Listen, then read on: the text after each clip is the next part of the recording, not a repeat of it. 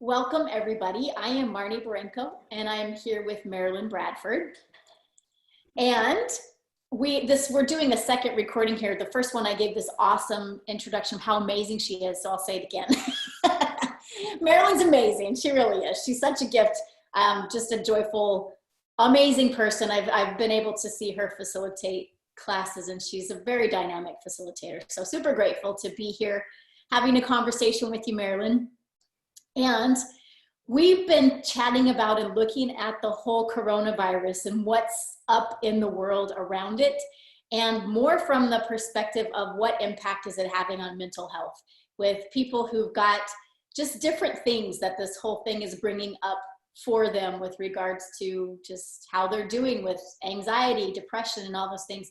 And Marilyn has a background in mental health. And can you tell us a little bit about that and how you kind of came across what you're doing now?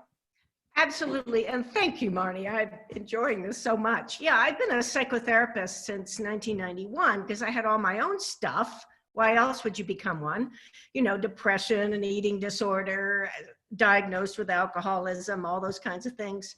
And then in about 2006, I got into Access and started using the Access tools with my clients, and they were getting better faster. And I was like, wow. And that's actually, I think 2007 when Right Recovery was born with Gary Douglas. But I have had a lot of clients during this whole coronavirus thing who have called me like, help, how do I stay mentally healthy? Everybody around me is in fear and panic. And so there's at least two things I'd really like to talk about. One is distractor implants. And distractor implants like anger, rage, fury, hate, blame, shame, regret, guilt, addictive, compulsive behaviors. Those are the ones that my clients have been having the most trouble with, or at least noticing they're coming up. Fear too, of course. So it's really helpful to remember that all of those are essentially put into us by our families, our schools, our governments, our military, our religions. Can you imagine a child, a baby? You see the baby in the crib and he's suffering from guilt and, rage. No, it doesn't happen. They're like, hi, I'm here. I'll have this. They're just happy. So the first thing to remember is this isn't yours. These are put into us as a way to control us. And I'm not making parents or schools or anything wrong. That's their job, to control people. So if you can go to that, okay, if I wasn't in anger, if I wasn't in blame, if I wasn't in guilt, and that comes up for a lot of people, and shame, and I'm not doing enough, what would I be aware of?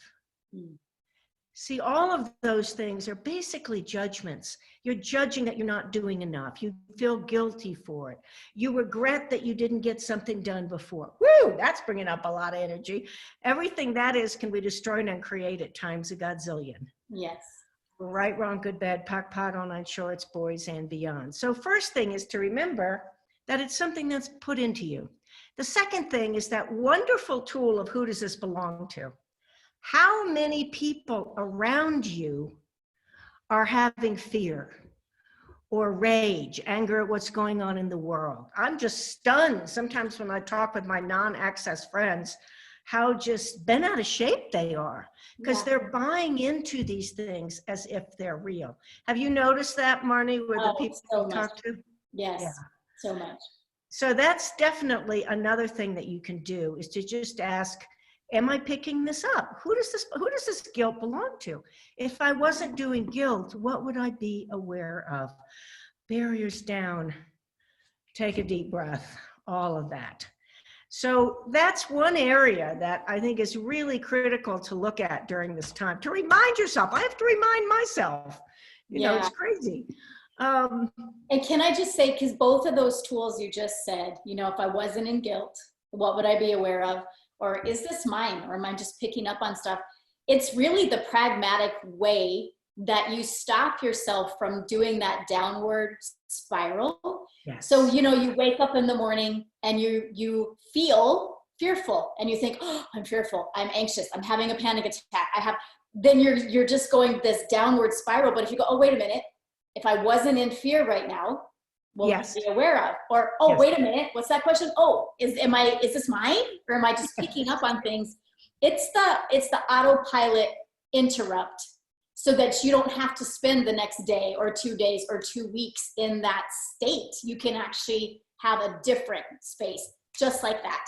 Oh, thank you, Marnie. That's perfect. And I would like to add one more thing to that, because I have people tell me, well, I know it's mine because the stock market went down, or because, so what happens is we'll pick up a distractor implant from somebody else. So just, you don't even have to know who, just the universe.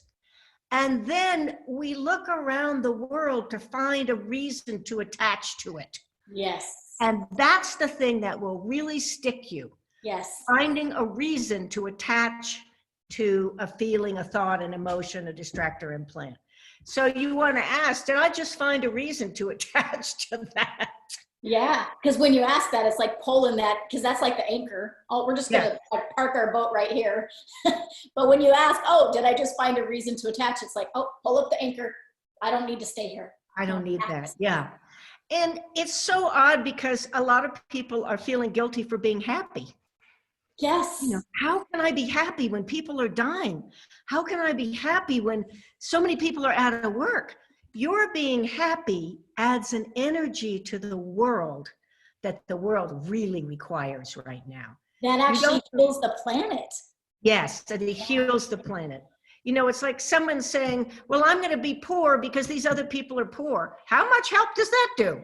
You know, not at all. Yeah.